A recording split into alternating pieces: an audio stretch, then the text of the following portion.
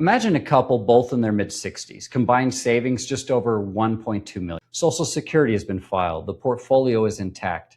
By almost every measure, they look prepared. And then 3 years into retirement, the market suddenly drops 28%. They've been pulling $6,000 a month the whole time. And what they discover is that the portfolio can't recover the way it did during their working year. Not because they did anything wrong. That's simply how a different season of life worked, and nobody told them.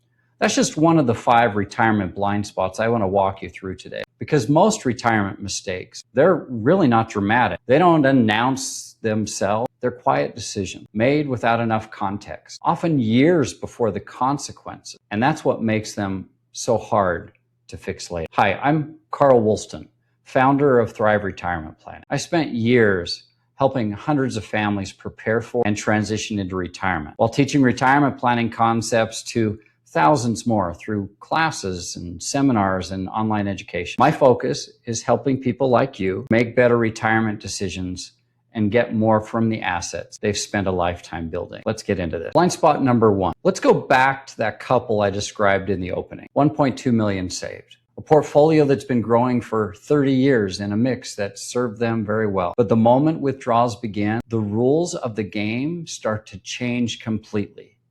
And most people never get told that. See, during your working years, a 30% market drop, it's painful, right? But recoverable because you're not selling. You don't need to create income from your investment. Your paycheck from work keeps arriving.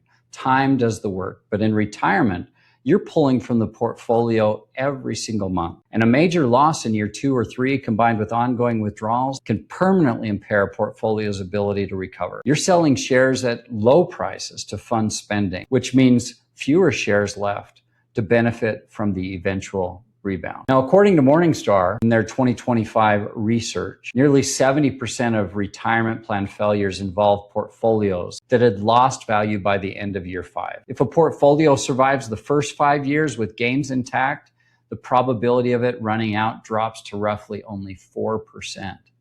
That's the sequence of return risk at work, and it is by far the most underappreciated danger in the first chapter of retirement. The blind spot is not that families take too much risk, it's that they carry accumulation error risk into a withdrawal phase without realizing that they're completely different jobs. Now, blind spot number 2. For almost every married couple, one spouse will unfortunately be alone. Most couples spend years building a retirement income plan and never spend 30 minutes asking what happens when only one of them is left. And that's where many retirement plans really get pressure tested. When one spouse passes away, Social Security does not continue to pay both benefits. The smaller check is going to stop and go away. You start living on one check. And in many households, that's an immediate and permanent drop in monthly income. Sometimes $1,500 or $2,000 a month or more, depending on what each spouse was, of course, already receiving. Now, research from the Center for Retirement Research at Boston College found that 57% of widows experienced a significant drop in household income in the first year after losing a spouse. And the median income drop exceeded 40%. That's not a rounding error. It's nearly half of a household's retirement income is gone permanently, with the same fixed expenses still waiting every single month. And for retirement households where both spouses had Social Security, the drop is often sharper still because you're also potentially losing a pension, continuing to pay nearly identical fixed costs. And now you're filing taxes as a single filer, which compresses your tax brackets faster and sometimes invokes something we call the widow's tax. The best time to plan for the survivor is while both spouses are still here to make those decisions together. Once you're in it, the options are going to narrow dramatically. Now, blind spot number 3. Here's the part many people miss. Most Social Security decisions get made based on a break-even calculation or maybe on what a neighbor or a sibling did.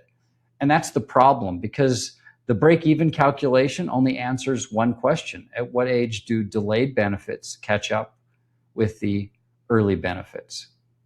It doesn't tell you how your claiming age is going to interact with your taxes or your withdrawal strategy or your Medicare costs or even the income your surviving spouse will depend on for the rest of their life. Now, if you go look online, common advice is to wait as long as possible. And sometimes that's right, but it depends on your health, on your income, on your other assets, and how this fits together in your overall plan. For the higher earner in a marriage, delaying to 70 can increase the surviving benefits significantly because a surviving spouse generally inherits up to 100% of the deceased worker's benefit. That's not a minor footnote.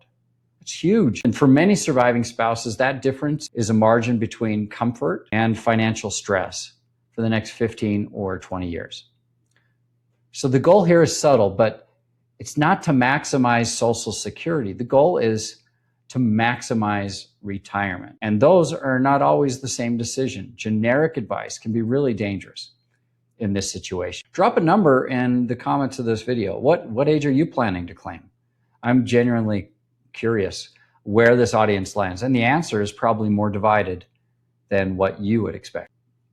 Now, blind spot number 4 is most retirees think about which account to draw from as a fairly simple question, wherever the money is and whatever they think of first. But before you can understand the sequencing, you need to understand that not all retirement accounts work the same way. And most families we sit down with have never had anyone explain the difference between these types of accounts. You have 3 basic account types.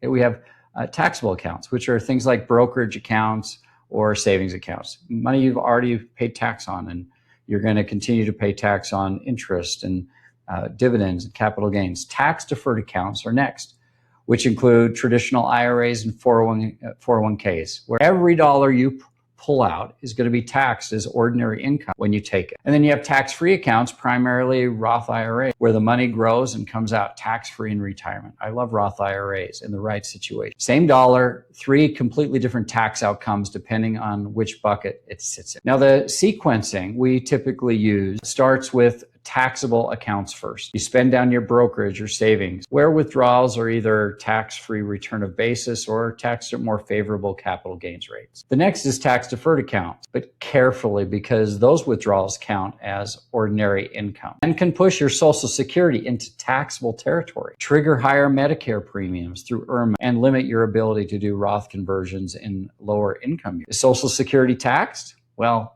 it depends. Depending on how much other taxable income you have. Up to 85% of your benefit could be included in your taxable income. Now, the third type of account, the Roth, in most cases, I like to preserve these for late retirement because those dollars don't count toward any of those thresholds and can give the surviving spouse a tax-free resource at a time when they likely need it most. And in most cases can pass on tax-free to children. So the first domino here matters. Which account you spend first can quietly reshape the tax picture for the next 10, 15, 20 years.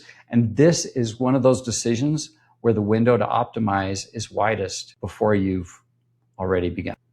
Okay, blind spot number 5 is the most overlooked blind spot on this list. And it's not a shortage of assets. It's a shortage of what I like to call awareness. So imagine 2 families. Both have 1.4 million saved at 65. Both are walking into retirement feeling confident.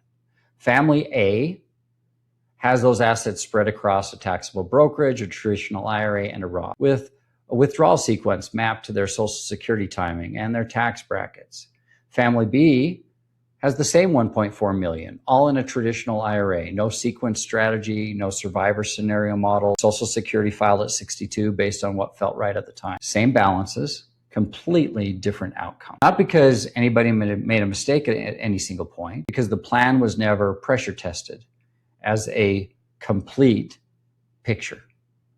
A well-funded retirement can mask an uncoordinated plan for years, sometimes for a full decade, before the consequences really start bubbling up to the surface. And by then, required minimum distributions, or RMDs, have started. The window for Roth conversions has narrowed. The survivor benefit is already locked in place. The decisions that felt flexible have now become fixed. Can you see why this catches so many families by surprise? The blind spot isn't visible until it isn't fixable anymore. So those are the 5 blind spots. Carrying accumulation error risk into a withdrawal world, planning for a couple, but not for the survivor, claiming Social Security without running the full number and coordinating it with everything else, pulling from accounts in the wrong order and assuming a large balance means a complete plan. Every one of them is far easier to address before retirement is underway than after. Now, if you'd like to identify any gaps or blind spots in your own retirement plan, that's exactly the type of conversation we would have during a retirement review. You can schedule yours at our website at thriverp.com/start.